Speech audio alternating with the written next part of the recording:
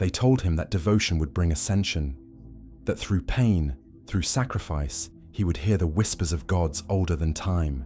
But the truth is colder. In the black corners of the galaxy, where the Astronomicon flickers like a dying ember, devotion is a chain, not a crown. He was once a man of purpose, a preacher of the imperial creed. Now, his sermons call for slaughter beneath sigils carved in flesh. Every prayer is a lie, every breath a bargain, every heartbeat a debt owed to the warp, and as the Eye of Terror gazes back, he begins to wonder, when did faith turn to hunger, and when did his gods begin to feed on him? If you can still hear the echoes of this cursed man's faith, then stay. Like, share, and subscribe, not for him, but for the stories that crawl beneath the skin of the Imperium itself, because every heresy begins with a whisper and ends in fire. The chapel lights stuttered like dying stars, and the air tasted of rust and incense. Below the cracked mural of the Emperor, hundreds knelt in silent devotion, their breath fogging the chill of the underhive. The preacher stood at the altar, robes frayed and heavy with oil and ash. His voice trembled, though not from fear. Faith, once a fire in his chest, now smoldered weakly like a forgotten votive. Even in darkness, he whispered, his light endures. But as the words left his lips, he felt them turn hollow. He had spoken them countless times before. Through riots, famine, plague, each repetition had carved them thinner until they were no longer truth but ritual noise. His congregation bowed their heads lower, eyes closed, lips moving in rehearsed piety. Yet he saw their hunger, not for faith, for food, for sleep, for release. Behind him, the lumen strips flickered, shadows dancing across the Emperor's face until the stone visage seemed to weep black tears. The preacher blinked hard, blaming exhaustion.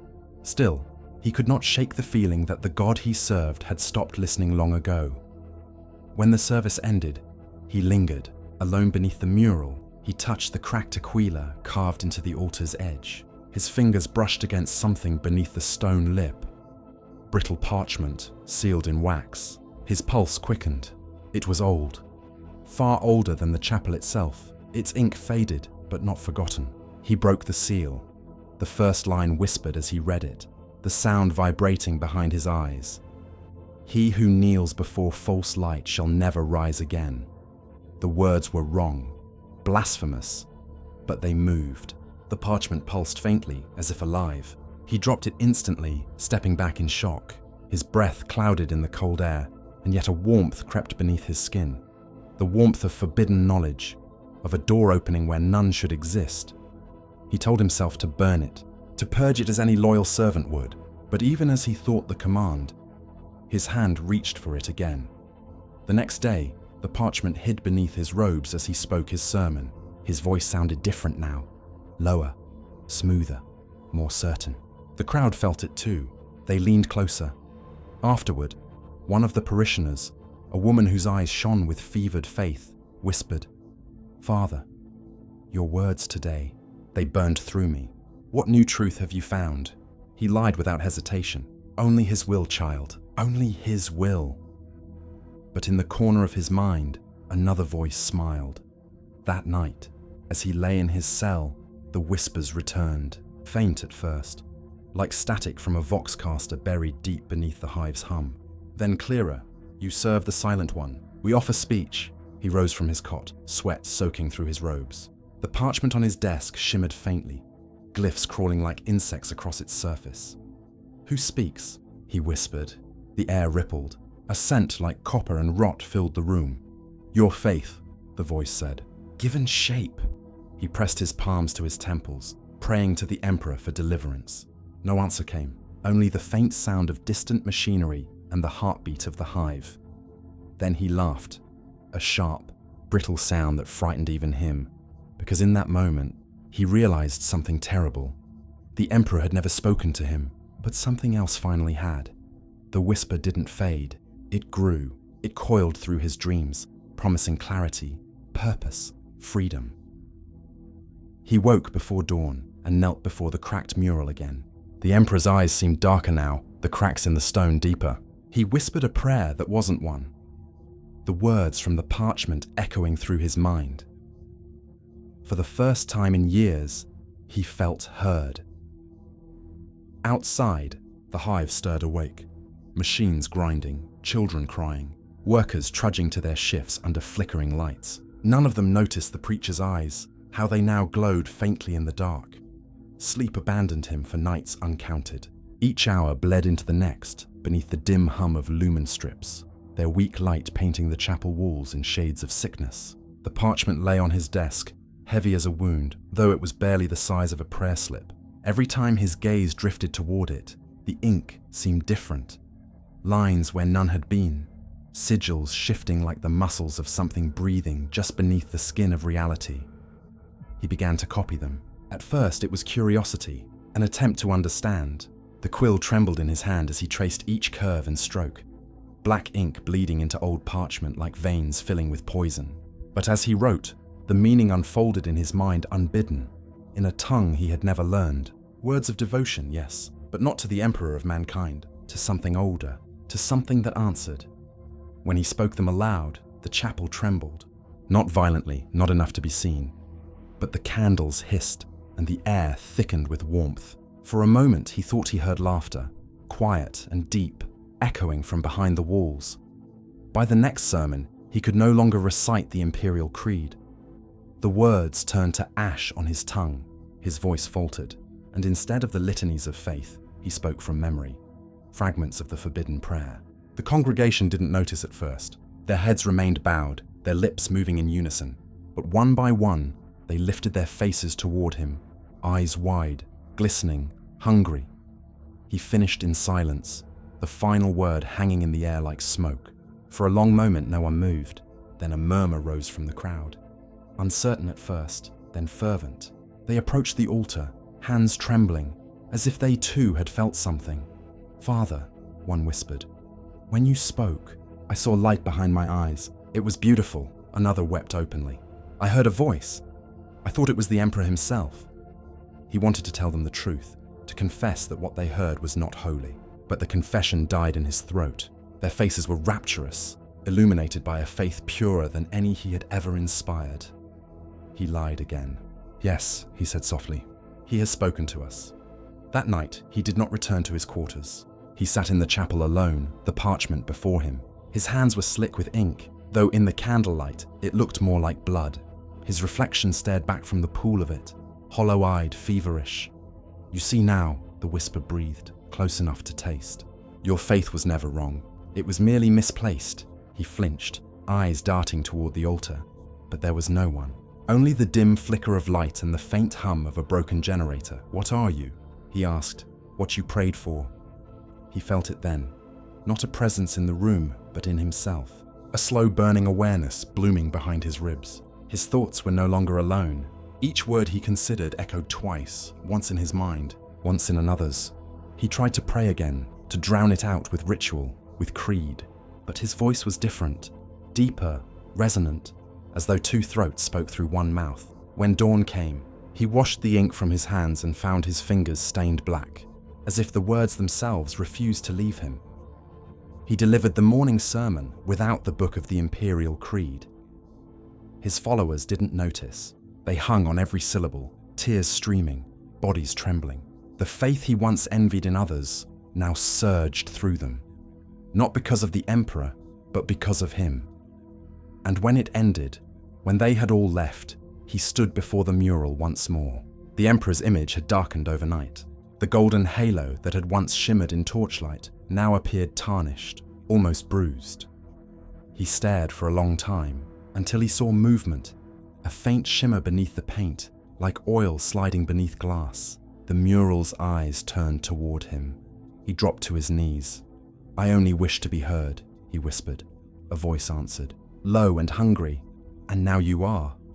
The mural cracked, a thin fissure running from the Emperor's eyes to his chest, spilling dust across the altar. He could not look away. His pulse thundered in his ears. That night, he didn't dream of light. He dreamed of a throne made of screaming faces and of gods that smiled through blood. When he awoke, he felt calm, devout, chosen. The whisper had become a hymn, and in the depths of the hive, the faithful began to whisper it too. The sermons changed first. No longer did he preach of duty and sacrifice. His voice carried the rhythm of prophecy, the ache of revelation. Where once he invoked the emperor's mercy, now he spoke of awakening, of shackles melting away beneath the true flame. The congregation listened, spellbound. Even those who feared to understand could not turn from the sound. Every word rang like iron struck on stone, painful, irresistible. The hive itself seemed to notice. Strange lights flickered in the vents. Machinery groaned with voices not its own. The lower levels whispered of miracles and nightmares, of a preacher who healed the dying with a touch, whose shadow moved after him like a living thing. Enforcers came to question him, but each time they left subdued, as if they had forgotten why they'd come. Only one returned with clarity, shaking and pale, muttering that the priest's eyes were not his own. By the third week, his followers no longer called him father. They called him speaker. In hidden rooms, by the light of flickering votives, they repeated his new litany. The parchment had become scripture, copied again and again in blood and soot. Its words seeped into every prayer, every song. The whispers beneath the hive grew louder. One evening, as the upper hive thundered with riots, the speaker gathered his congregation for what he called the true sermon. The chapel was filled beyond bursting. The air was thick with sweat, oil and the sour tang of fear. The mural behind him had darkened entirely, the emperor's face lost beneath layers of soot. He raised his hands, and silence fell like a shroud. "My children," he began, his voice carrying without amplification, "you have prayed to a God who does not listen. You have bled for a throne that has forgotten your names. But tonight, another God listens." "He has always listened," the crowd trembled. Some wept, others gasped. A few shouted denials, but none left. From beneath the altar, he drew the parchment. It glowed now, faintly crimson. "This is his word," he said, "written in the blood of truth." Someone screamed, "Blasphemy!" Then the lumen strips died, plunging the room into blackness. For a heartbeat, there was nothing but the sound of breathing. Then, a whisper, not one, but hundreds, echoing from the walls. The parchment burned like a coal in his hand, and the crowd saw it. Saw the light, the living sigils writhing across the air. The whisper became a roar. Voices filled the chapel, overlapping, laughing, screaming, praising. People fell to their knees, clawing at their faces, some in ecstasy, others in terror. The speaker's mouth opened, and another voice poured through him. Ancient, amused, infinite. "Rejoice," it said through his lips. The silence is broken. The doors burst inward. Arbits stormed the chapel, batons crackling, lasfire cutting through the dark. The faithful didn't flee, they charged, screaming, laughing, burning. The air was thick with blood and incense. The parchment's light expanded until the ceiling cracked. When dawn came, the chapel was a ruin. The Arbites were dead, the congregation gone, vanished into the hive's labyrinth. Only the mural remained, now blackened beyond recognition. And beneath it, carved into the stone where the altar once stood, a single phrase glowed faintly red. "He who kneels before false light shall never rise again." Far below, in tunnels where the hive's heart pumped molten waste, the speaker walked among his new disciples. His robes were burned, his flesh marked with symbols no hand had drawn. He smiled, the expression too calm for the carnage he'd left behind.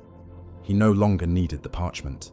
The words were inside him now, alive, whispering, patient. Above, the hive's sirens wailed, calling for order. Below, the whispers answered, promising a new faith born of ash.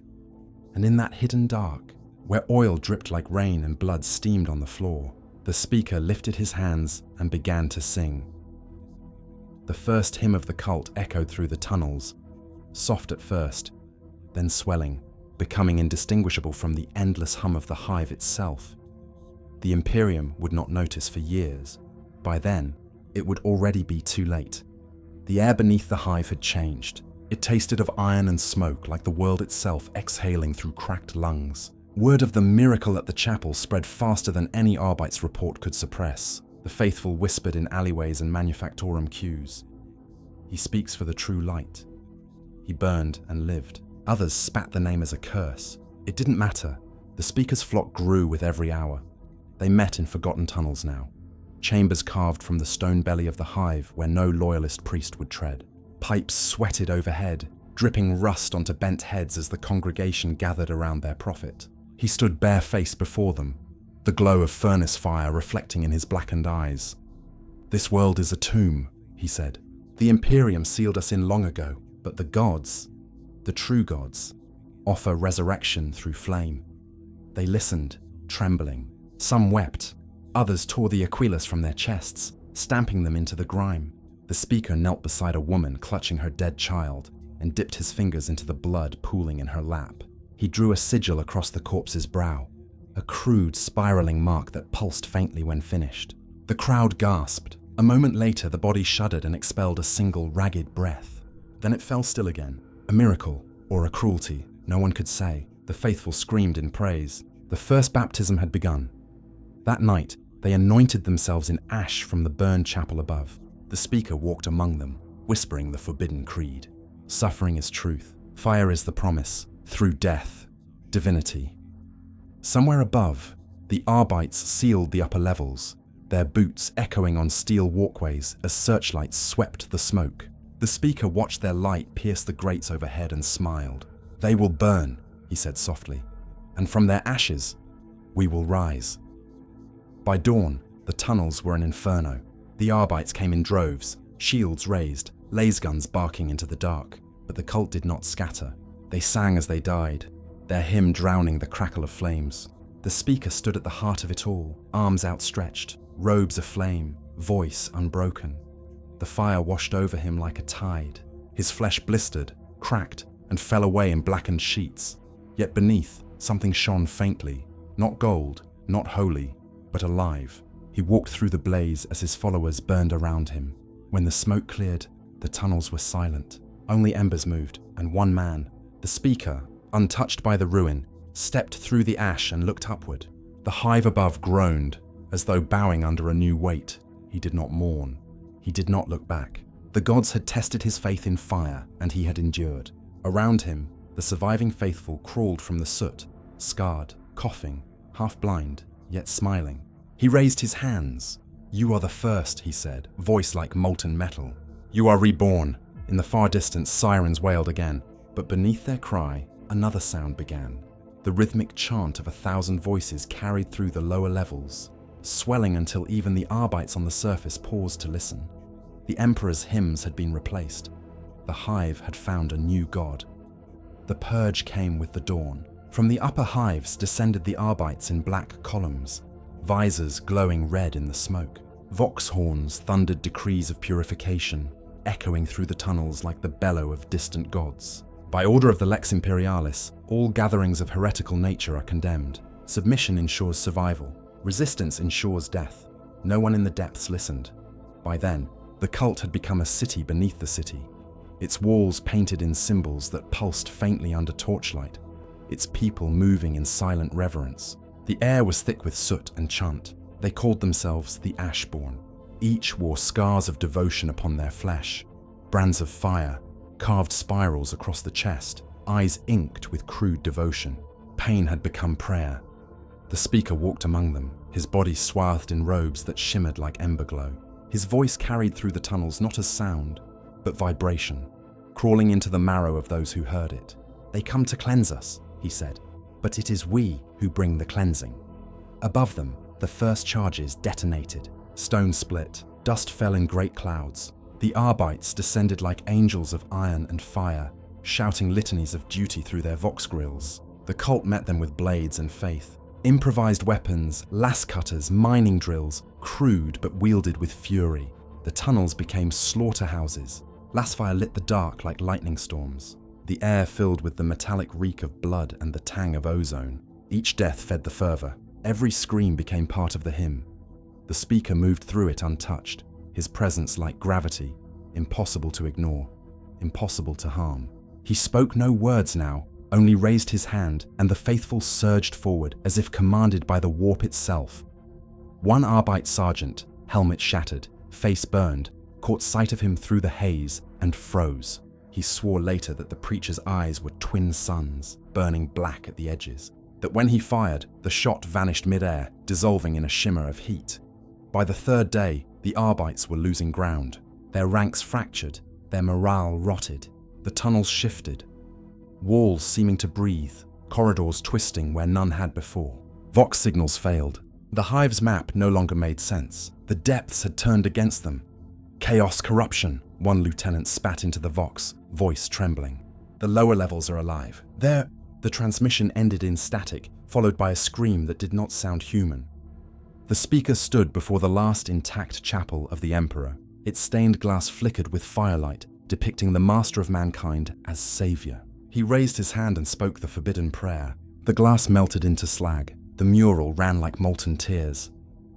Around him, the cult knelt, faces streaked with soot and blood. "You have burned your chains," he said softly. "Now burn your fear." They obeyed. The chapel erupted, light consuming shadow, shadow devouring light. Smoke coiled through the broken arches, forming briefly into shapes, wings, eyes, mouths, before vanishing. The Arbites fell back. The tunnels became tombs. Above, the Hive authorities sealed entire sectors, flooding them with promethium. But even as fire turned stone to glass, the chanting continued. Voices echoed through the flames, voices that would not die. When the last wall collapsed, the speaker stood alone amid the ruin. His robe burned away, his skin a map of scorched sigils, each line glowing faintly as though lit from beneath. The gods had blessed him with proof. Pain eternal, life unending. He turned his gaze upward, toward the distant hum of ships and the void beyond. "The Emperor's fire consumes," he murmured, "but our fire creates." In the silence that followed, the air shimmered. From the ash rose figures, broken and reborn, the remnants of his faithful, their eyes alight with feverish devotion. Their skin was blistered, their bones twisted, yet they crawled toward him with smiles. The first mutation was complete. Smoke still curled from the ruins 3 days after the last Arbite's transmission fell silent. The upper Hive believed the rebellion extinguished, the purge successful, the heretics buried beneath their own flames. But deep below, beyond the reach of air and light, the speaker stirred. He awoke amid ash that glowed faintly red, a sea of cinders stretching through collapsed tunnels. His robes had burned to threads. His skin was a lattice of black scars and pulsing veins that shone like molten glass. Around him lay the remains of his followers, bone, metal, and shadow, indistinguishable from the ruin. For a moment he wondered if he too was dead. Then he breathed, and the air itself seemed to shudder. A voice greeted him, not from beyond, but from within. "You have passed through the fire. Now you are worthy to see." He rose unsteadily. The ash shifted beneath his feet, forming ripples that followed his movement. Whispers surrounded him, faint, countless, voices of those who had perished in his name. They did not cry for salvation, they sang. Each syllable was a wound, a hymn, a heartbeat. He followed the song through the ruins, deeper into the Hive's forgotten arteries where molten rivers pulsed beneath metal grates. The tunnels here were not made by men. Symbols older than the Imperium glowed along the walls, humming in time with his pulse. As he passed, they flared brighter, responding to his presence as though welcoming a long-lost child. At the heart of it lay an ancient manufactorum chamber, its machines long dead, its walls slick with soot and condensation. Here, the air shimmered with warp light, subtle but suffocating, a place where reality bent inward. The speaker knelt instinctively. Before him, the air parted like water, and something vast leaned through. Not seen, not truly, but felt. The pressure of it bent his spine, forced breath from his lungs, yet he smiled through the pain. "You serve well," it said, the voice overlapping itself 1,000 times. "But faith must burn until only truth remains." He bowed his head. "Then burn me, my lord." Flames erupted around him. Not fire of matter, but of memory. He saw his own life flicker through the inferno, the loyal priest, the broken preacher, the heretic, the prophet. Each burned away, layer by layer, until only the whisper remained. The chamber shuddered. Machines long silent roared to life, pistons pumping, gears grinding, as if the Hive itself had begun to breathe again. Energy surged through broken conduits, arcs of light crawling up the walls. The speaker lifted his arms and screamed, not in agony, but exultation. When the light died, he stood transformed. His skin gleamed like black iron, his eyes glowed ember red. In his chest burned a mark, the spiral of chaos, etched into his very flesh, pulsing like a second heart. He was no longer merely man, not yet demon, but a vessel, a prophet of the new flame. He looked upon the ashes of his fallen flock and raised a hand. The air rippled, and from the soot, figures began to rise, not alive, not dead. Bodies remade, reshaped by the warp's touch, the first of his ashborn reborn. Their whispers filled the chamber. "Lead us," he smiled faintly, into the void. Above them, the walls split open. The Hive's buried transport shafts yawned wide, revealing a black sky choked with smoke and fire. The speaker walked forward, each step trailing sparks. The Ashborn followed, their shapes flickering like shadows torn loose from reality. In orbit, a derelict freighter drifted through the void, a pilgrim ship lost to warp storms decades ago, now drawn by a gravity no instrument could measure. Its vox systems crackled to life as the speaker's gaze turned skyward. "Your vessel awaits, my prophet," the voice whispered. He lifted his hand toward the stars. The flames rose higher, forming a pillar of fire that pierced the Hive's ceiling. In that moment, sensors across the Hive registered impossible readings. Psychic surges, spatial fractures, screams transmitted through every vox channel. By the time silence returned, the Hive's lower levels were gone, swallowed by collapse. The freighter above shuddered as a shadow moved across its hull, and then it was gone, drawn into the Imperium like dust into a storm. Only the echo of chanting remained, transmitted across dead frequencies. "Through fire we are born, through death we ascend." And in the records of the Inquisition, that was where the trail of the speaker ended. But the void remembers differently. The warp remembers everything. The void was silent but not still. Silence in the warp is a lie told to the living, a fragile illusion before the storm. The freighter drifted among the stars, its hull blackened and scarred, its name, St. Viridian's Mercy, barely legible beneath centuries of soot. Once a pilgrim vessel, it had carried worshippers to terror. Now it was a tomb, half consumed by the Imperium. Every lumen had long since failed, every corridor reduced to echoing steel. But in its heart, something stirred. The speaker awoke there. No longer bound by gravity, his body hung in the void of the ship's sanctum, weightless amid drifting embers and dust. His breath came slow, though he no longer needed to breathe. Each exhale left trails of smoke that curled into patterns before fading, runes no mortal could decipher. He no longer remembered how long he'd slept. Days, years, centuries, all meaningless here. The warp had no clocks, only hunger and motion. Through shattered portholes, he saw not stars but storms, oceans of color folding into themselves, bleeding light and shadow in impossible patterns. Sometimes he heard the warp breathe, other times it whispered his name. He moved through the ship's corridors, his bare feet silent against the cold deck plating. Bodies floated around him, pilgrims long dead, mummified in the vacuum of time. Their eyes had rotted away, yet their lips were twisted into smiles. Some wore rosaries, others clutched icons of the Emperor, all fused to their hands by decay. He did not look away. He knew their prayers had gone unheard, just as his once had. In the ship's chapel, a single lumen flickered weakly. He approached the altar, its aquila defaced by rust and time. Beneath the carved wings lay a pile of bones arranged in careful symmetry, as if someone had tried to build order from the chaos of death. He felt the hum again, faint, resonant, familiar. The air rippled and a voice slipped through like smoke. "You carried them well, little prophet." He closed his eyes. The whisper was no longer distant. It spoke from within the ship, through the metal, through the hull, through him. "I carried their faith," he murmured. "You devoured their souls." A chuckle echoed through the walls. "They offered themselves. You taught them how." The speaker fell silent. He could feel the ship shifting, its decks creaking as if in laughter. The warp outside pulsed in rhythm with the voice. His master, his curse, his only constant companion. "How long have we drifted?" he asked. "Time is a wound here," the voice replied. "It does not heal, it only deepens." He turned to the viewport. Beyond the glass, shapes moved, vast, beautiful, and terrible. Eyes the size of planets opened and closed within the storm. He could not tell if they watched him, or merely passed through all things at once.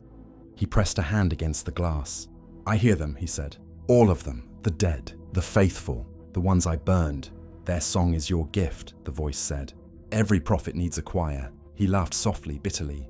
And what am I now? Silence. Then, a seed. The ship shuddered violently.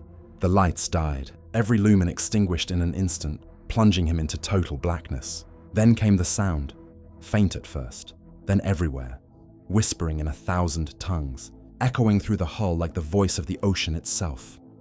He knelt, hands over his ears, but the whispers came from within his skull now. He saw visions, worlds burning, temples collapsing, stars consumed by spirals of fire. He saw himself standing on each of them, arms raised, his voice leading the chant. The chorus grew deafening. "Stop!" he screamed, and the noise ceased. He gasped in the silence. His breath fogged the air again. Something warm trickled from his nose, black blood, thick and shining. Then from behind him came the sound of footsteps, slow, heavy, deliberate. He turned. A shape emerged from the dark. A figure robed in shadow, face hidden behind a cracked mask of gold. Its presence bent the air, distorting the light around it. In its hand, it carried a staff made from bone, its surface etched with the same spiral sigils that burned in his own flesh. "You are the speaker," the figure said. Its voice was layered, male and female, child and ancient, all at once. "But you are not yet the word." The speaker rose to his feet. "Then teach me." The figure tilted its head. "There is no teaching, only surrender." It reached out and touched his forehead. The contact seared like molten metal. The speaker screamed, and the ship screamed with him. In orbit above no world, in the gulf between time and reason, the derelict flared to life, its engines roaring with warp fire. The vessel lurched forward into the storm, swallowed whole. Somewhere across the Imperium, an astropath aboard a distant Imperial frigate collapsed. His final words a broken whisper transmitted through the void. The prophet wakes. The warp has no direction, no horizon. It breathes, it devours, it dreams. And within that dream, the speaker drifted, no longer aboard a vessel of steel, but a living thing of thought and hunger. The walls of St. Viridian's mercy had softened into flesh, the corridors pulsing like veins. Light leaked through them in colors unnamed, too vivid to exist in any sane spectrum. He moved through it, weightless, drawn toward a pulse that beat in rhythm with his own heart. His voice no longer echoed. Sound here was unnecessary. Thought was command. Will was motion. The deeper he went, the louder the rhythm grew, until it became 4 separate heartbeats intertwined, a discordant symphony of creation and ruin. When he reached the core, the world unfolded. Not space, not room, but revelation. Each heartbeat burst into form, and he beheld the 4. Not as shapes, for their true forms are beyond mortal sight, but as sensations burned into the marrow of his being. The first came as laughter, sweet and cruel, filled with color and scent. Pleasure and pain twisted together like silk and barbed wire. He saw gardens blooming from the corpses of joy, heard songs sung in 1,000 tones of ecstasy. A woman's whisper brushed his ear, tender and mocking. "You sought devotion, little priest. Taste it." His flesh ignited in pleasure until it bordered on agony, and then she was gone, leaving only the echo of perfume and regret. The second rose like a tide of rot. The air thickened, heavy with decay and sweetness. He saw a swollen hand reach from the darkness, gentle despite its filth. Maggots crawled through its flesh, spelling blessings as they moved. "All things return," the voice crooned, fatherly and foul. "Even faith must die to be reborn." The speaker fell to his knees as his skin blistered and healed in endless cycles of rot and renewal. He wept, though the tears were black. Then came fire, raw, unreasoning, joyous destruction. A figure wreathed in flame burst from the shadows, laughter like gunfire, joy like war. "You preached of purity," it bellowed. "Here is truth. Purity burns." The speaker's body cracked beneath the heat, his bones glowing white. Yet beneath the pain, he felt freedom, pure, fierce, and terrifying. And finally, the 4th. Silence, stillness. A shape that was not a shape, cloaked in the whisper of turning pages. Eyes without number regarded him with serene contempt. "Change is eternity," it said. Voice calm as logic, cold as void. "You sought to understand the divine. Now you are the question." The four voices overlapped, rising into a chorus that tore the last threads of reality. He screamed, and from that scream bloomed light. Violet, crimson, gold, and green, spiraling outward until the warp itself shivered. When it faded, he stood again in the chapel of his youth, untouched by time, before the mural of the Emperor. But the Emperor's eyes were gone. In their place were four voids, each burning with a different color. The voice returned, no longer four but one. You are ours, and yet you are none of us. Speak our truth to the blind. Let your faith become the knife that opens the wound. He understood then. He was no longer merely a servant. He was a vessel, a messenger forged in fire, rot, passion, and deceit. The gods had no need of his worship. They had given him their reflection. When the vision ended, the freighter hung once more in darkness. The ship's hull gleamed with sigils carved from the inside out, runes glowing in rhythm with his heartbeat. He stood in the command deck, robes of shadow clinging to him like smoke. The voice of the warp still echoed faintly in his mind, but it no longer commanded. It waited. He placed his hand on the navigation console. The controls flared with unnatural light. Through the viewport, reality split open like a wound. Stars bled into ribbons of color. Somewhere, beyond the edge of the storm, worlds awaited, ripe for faith, ripe for fire. The speaker smiled. "The sermon is not over," he whispered. "It has only just begun," and the ship moved, carried not by thrusters but by will alone, deeper into the madness of eternity. There is no measure of time inside the warp. Minutes and millennia are the same breath, drawn and released by something vast. The speaker floated through that breath until motion and thought were one. At last, when his will began to dissolve into the storm spoke. "Do you still believe?" The question came from everywhere at once, through the light, through the colorless dark, through the rhythm of his own pulse. He answered without voice, the words forming from intention alone. "I believe in the fire that made me. Then you are ready to be forged." The void convulsed. The ship shuddered, plates peeling away as if in disgust for its mortal shape. The speaker was dragged toward the heart of the storm. In the glare, a figure awaited him, shifting, impossible, built from contradictions. Its outline was flame and rot, beauty and ruin, all four powers woven into one terrible majesty. "We are legion and singular. You will carry our hymn." He reached for it, and reality screamed. His flesh split open like parchment under a quill. Symbols carved themselves into his skin, glowing in colors that did not exist. Every nerve burned with revelation. Every thought became a prayer he could no longer forget. "Why me?" he gasped.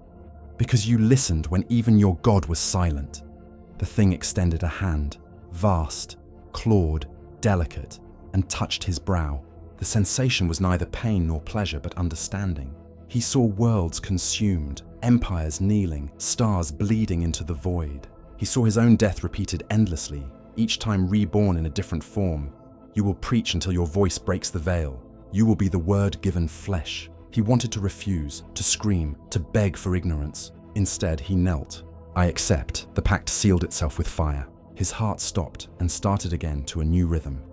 The heartbeat of the warp. His shadow stretched across the fractured hull, splitting into four and merging again. When the light faded, he stood changed. His eyes were pits of quiet stars. His voice, when he spoke, carried echoes of countless others. The gods had written themselves into him, a scripture of living corruption. The freighter, now hollow and trembling, obeyed his unspoken command. Its engines ignited with blue flame, not fuel, but will. Through shattered reality it sailed, dragging the prophet and his new gospel back toward the material realm. Astropaths across nearby sectors woke screaming as a voice bled into their minds. A single phrase repeated in tones both tender and cruel. The silence is broken. The sermon begins. When the vessel emerged into real space, it was no longer the Saint Viridian's mercy. Its hull bore runes that glowed like open wounds. At its prow stood the speaker, robes of shadow billowing in a wind that existed only for him. He gazed upon the nearest world, a mining moon, grey and unguarded, and smiled. Faith had found its next congregation. When the freighter descended upon the mining moon, it did not come from the void like any ship of flesh and steel. It fell, burning across the heavens like a fragment of some celestial judgment. The miners looked up from their labor as the sky ignited, molten clouds bleeding crimson light over the desolate plains. What they thought was a meteor was, in truth, a cathedral of ruin. The Saint Viridian's mercy struck the surface with the weight of a forgotten god. The ground cracked for kilometers. The planet's atmosphere screamed. And then, silence, thick, reverent, expectant. Hours later, when the first survivors approached the crater, they found not wreckage, but resurrection. The freighter stood upright, impossibly whole, its hull alive with crawling glyphs. At its base waited a figure cloaked in smoke. His robes fluttered without wind, his eyes twin suns burning behind lids too thin to be human. They fell to their knees without knowing why. He looked upon them as one might upon children, his expression not cruel but patient. "Do you remember light?" he asked. No one answered. He smiled faintly, as if the silence itself was proof of their need. "Then I will give it back to you." And thus, the cult was reborn. They named him the Prophet of the Abyss, the voice of the true flame. On that barren moon, they built shrines from broken machinery and bones of their dead. Their hymns rose like smoke into the thin air, and the warp listened. The prophet's words spread beyond sound. They infected thought, drifting through vox signals, seeping into dreams. Miners across the outposts awoke whispering his scripture. Each night, he stood before the gathered faithful, his voice calm as ruin. "The Emperor chained you in darkness," he told them. "He promised salvation through obedience. But what is obedience if not the slow death of the soul? My children, your suffering is holy not because it serves him, but because it is yours." They cheered, they cried, they tore open their palms in devotion, tracing his spiral sigil in their blood. The first miracles came soon after. Machines long dead began to stir. Vox units crackled with voices of the departed, repeating the prophet's words in perfect harmony. A man who had been blind since birth opened his eyes and saw not light, but faces shifting endlessly in the air. He screamed and called it grace. From orbit, the Imperium noticed. A patrol frigate picked up abnormal warp readings and dispatched an inquisitorial probe. When its augers touched the moon's surface, they detected movement in patterns that defied logic. Cities forming and collapsing within hours, heat signatures pulsing like a heartbeat beneath the crust. By the time they sent their report, the signal ended in static. The last transmission recorded a single voice, reciting a prayer unknown to any archive. Back on the surface, the prophet sat alone in what had once been the ship's chapel.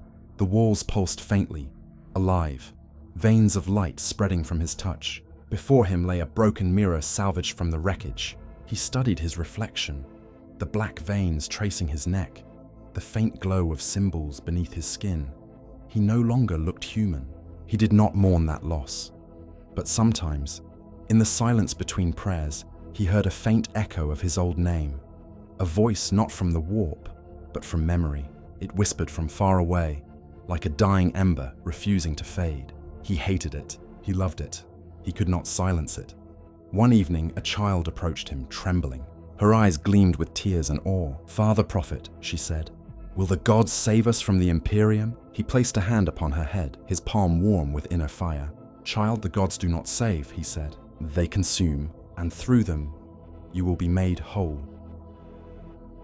Outside, the first of the cult's ships rose from the crater, their hulls painted with spirals and script carved by hand. They sailed into the black, spreading the gospel to other worlds. And as the prophet watched them vanish into the void, he smiled again, a soft, sorrowful smile that did not belong to any mortal thing. The gods had kept their promise. He had been reborn. The prophet no longer walked. He glided, his feet leaving faint trails of ash that smoldered and cooled as he passed.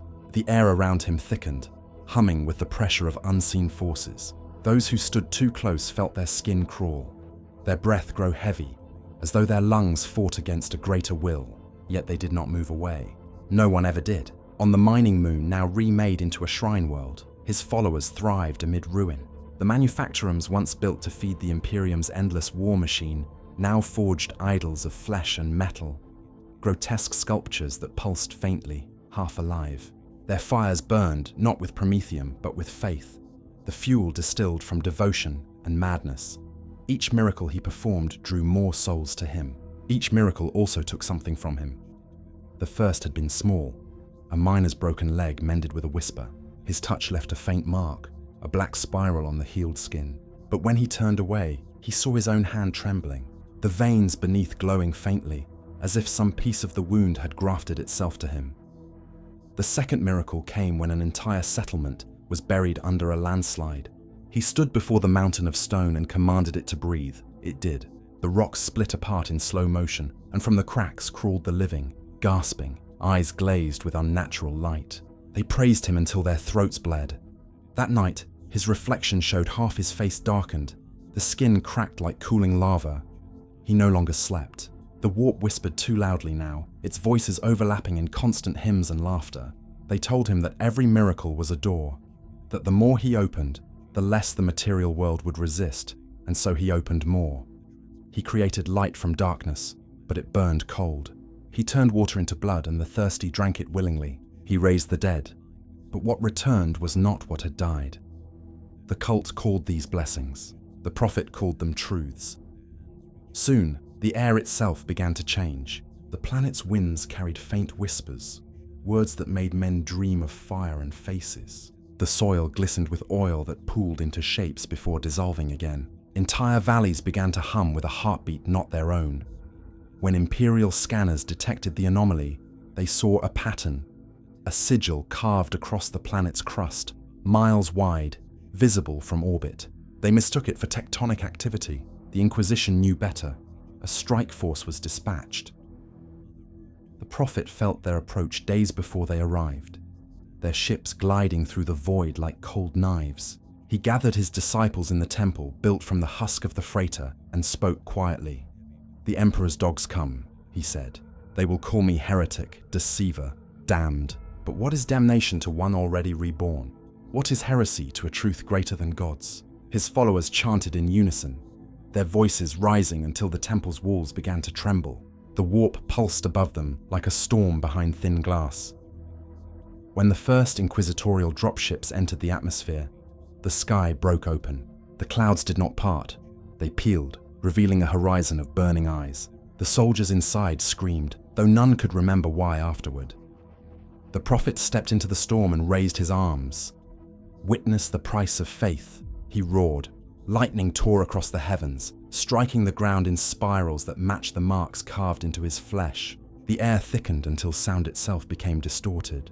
The inquisitorial ships fell not to weapons, but to gravity made sick by belief. The prophet's followers fell to their knees, faces lit by the warp storm's glow. Their prophet stood at its center, light pouring from his skin, his voice breaking into echoes of countless others. "Through me, the gods speak," he whispered, and the words were true. For a heartbeat, reality itself bowed. But when the storm faded, he could barely stand. His hands trembled. His veins burned with black light. He felt hollow, a vessel overfilled, cracking from within. He knew the truth then. The gods did not share power. They only loaned it at the cost of the soul, and his debt was coming due. That night, as his cult celebrated victory over the Imperium's chosen, he sat alone before the temple's dying fire. His reflection in the embers showed no face, only shifting color and void. He reached out to touch it, but the image recoiled. The prophet laughed softly, a sound devoid of joy. "Even my reflection fears me now." The whisper answered from the dark, gentle and mocking all at once. It should. The planet's surface had turned black. From orbit, it looked like a single vast wound, a dark eye staring back at the stars. The Inquisition called it uninhabitable, sealed it from navigation charts, and declared it purged. But beneath that smothered silence, the prophet still lived. He ruled among ghosts. His temple, once a cathedral of screaming hymns, had collapsed into a labyrinth of bone and steel. The air shimmered with heat, carrying the taste of ash and oil. The faithful had been reduced to thousands, then hundreds, then a handful who still believed their god of flame would return them to glory. They huddled in the dark, their bodies warped by years of devotion, their minds unraveling under the weight of endless revelation. The prophet sat upon a throne of melted iron at the center of the ruin. His body no longer bled when the fissures opened across his skin. The light within him was dimming, flickering like a dying lumen. The gods had fallen silent again. He had given everything, voice, flesh, faith, and in return, they had left him with only their echo. Why? he whispered.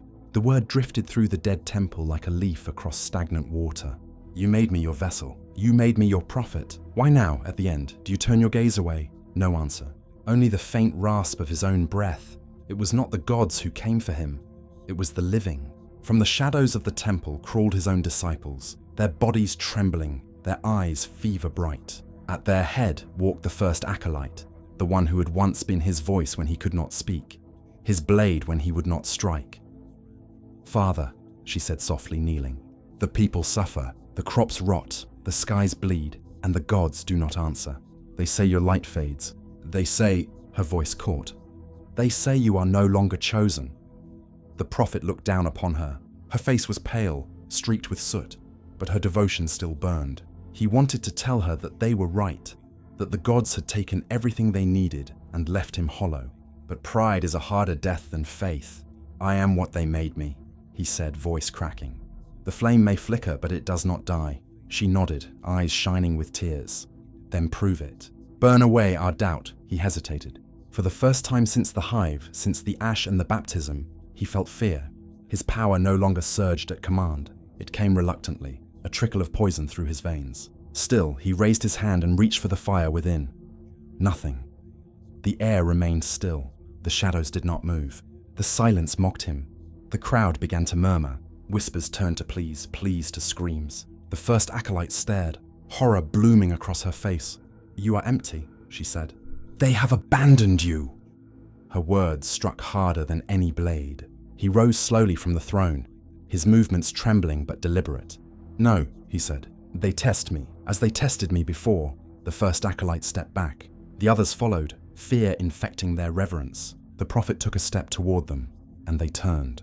The first blow came from a zealot, a child born of ash, who struck him with a makeshift club fashioned from a broken shrine. Another joined, then another. The mob fell upon their prophet, not in hatred, but in desperate faith, believing that in death he might yet rise again. They tore him from his throne. His blood hit the floor in black streaks that hissed where they landed. He did not cry out. As their blows rained upon him, he saw in their faces not rage, but sorrow. It was the sorrow of believers betrayed by silence. When it ended, the first acolyte stood alone amid the ruin. She lifted the prophet's body and placed it upon the throne once more. The fire within his chest guttered faintly, pulsing one last time. She knelt before him, her voice trembling. Forgive us, Father, forgive me. And from lips barely capable of motion, the prophet whispered, You have done what faith demands. Then the flame went out. Above the temple, the warp stirred. Clouds parted for the first time in years, revealing a sky bruised with color. Lightning crawled across the horizon, spelling words no mind could comprehend. The gods laughed, not cruelly, but with satisfaction. For in his death, the prophet had become exactly what they intended. Not a man, not even a servant, a symbol, a story that would survive him. When the first acolyte looked up again, the throne was empty. Only a shadow remained, burned into the iron. A shape like a man kneeling, reaching upward toward unseen light. The cult fractured, scattered, but it did not die. In time, the spiral symbol appeared again, on starship hulls, on prison walls, etched into the skin of madmen. Each one different, yet the same. Each one whispered the same name, the Prophet of the Abyss. The gods had claimed their price, and in doing so, ensured their prophet would never truly rest. There was nothing left to burn. The world that had once been a shrine now lay hollow and grey. Its surface cracked like the shell of a long-dead creature. The storms had moved on, the fires had died, and even the warp seemed to have turned its gaze elsewhere. The silence was complete, the kind that presses on the lungs until breath becomes an intrusion. In that silence, a shadow moved. The prophet walked again, not as god nor martyr, but as something smaller, a remnant. His robes hung in tatters, soaked in ash and memory. The sigils that once burned across his flesh had dulled to scars, black and lifeless. His eyes no longer glowed. They merely reflected the faint light of a sun dimmed by dust. He did not know how long it had been. Time had folded in on itself, meaningless beneath a sky that no longer shifted. Each step echoed through ruins that had once been temples, manufactorums, homes. Bones littered the ground, polished by the wind. They were quiet now, these faithful who had sung him into eternity. He whispered to them as he passed, voice raw and thin. You were my choir, he said, and I was your lie. No answer came, only the rustle of ash as it danced briefly in the weak air before falling again. The prophet reached the heart of the city. What had once been his throne, the melted iron still stood, warped and cold. He touched it gently, feeling the ghost of warmth that wasn't there. For a moment, his reflection appeared in the metal's black sheen. A man, tired, almost ordinary. Then it flickered, showing a dozen faces. The preacher, the heretic, the monster, the prophet, each overlapping, each fading into the next, until only emptiness remained. He sank to his knees. I gave them everything, he murmured. Voice, blood, soul, and still, it wasn't enough. The silence answered with indifference. He looked up at the sky. It was the same dull color as his own skin. Lifeless, washed out. Once, he had seen the warp through that veil, burning with color and hunger. Once, he had spoken to gods that tore sanity apart with a word. Now there was nothing. The galaxy had forgotten this place. The gods had moved on to brighter flames. He should have felt rage, but there was only weariness. He rose slowly, bones creaking like old machinery, and began to walk again. He did not know why.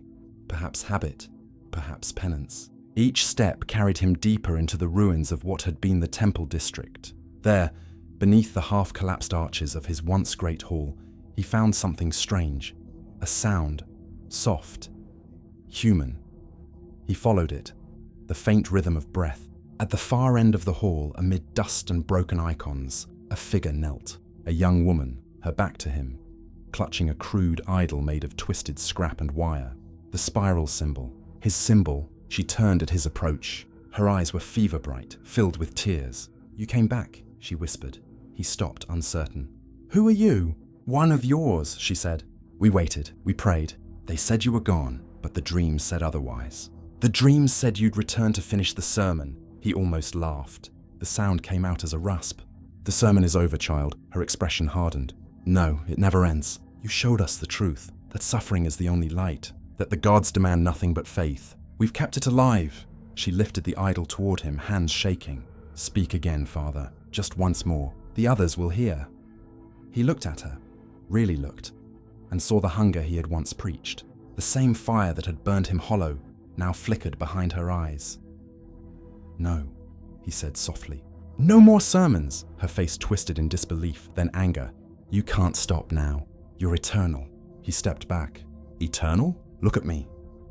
He tore at his robe, revealing the scars, the hollow chest where light no longer burned.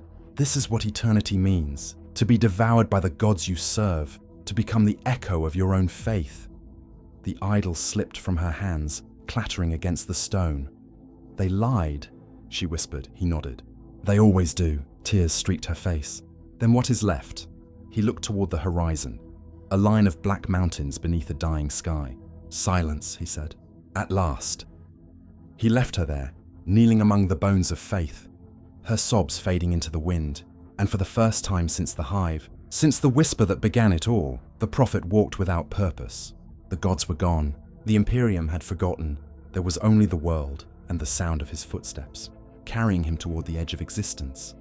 Somewhere far away, a single ember of warp light flickered briefly, not in defiance, not in mockery, but in memory, even silence. It seemed, could remember his name. The prophet wandered until the horizon itself seemed to end.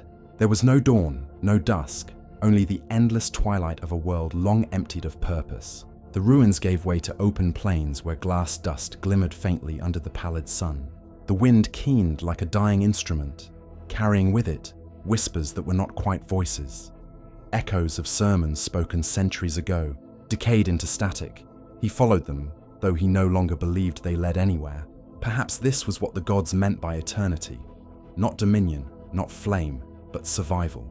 An infinite continuation long after meaning had burned away.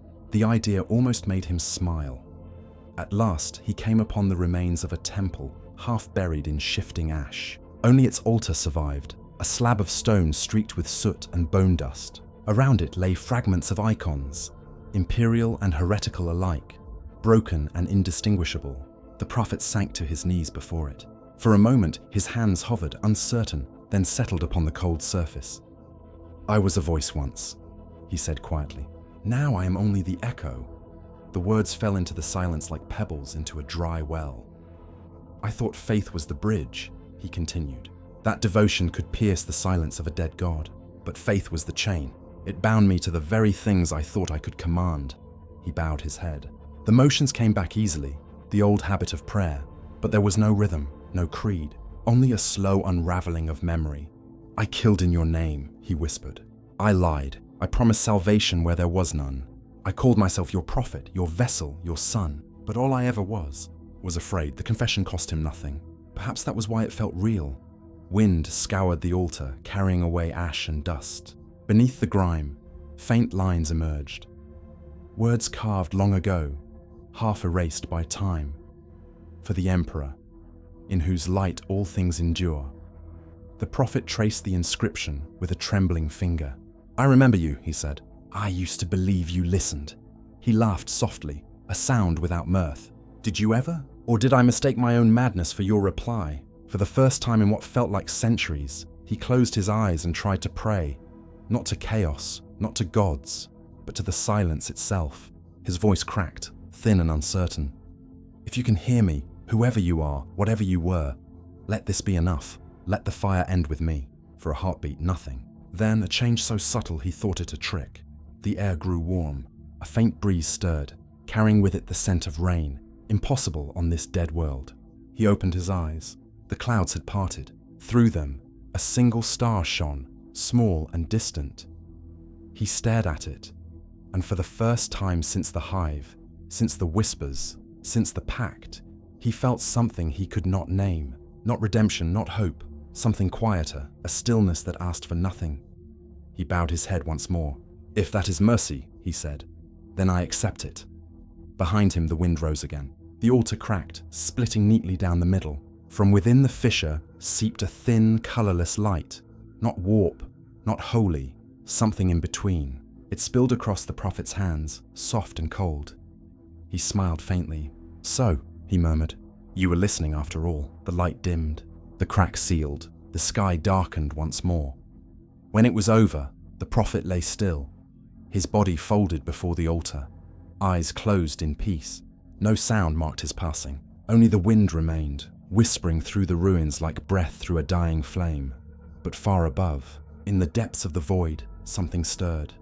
A flicker in the Imperium, a tremor carried across 1,000 unseen paths. Somewhere, in the dreams of a desperate soul, a voice spoke for the first time in ages. We are still listening. Night fell without a horizon. The sky above the prophet bled into the earth until there was no telling where one ended and the other began. The last winds had died. The planet was a tomb, yet even a tomb must one day exhale its dead.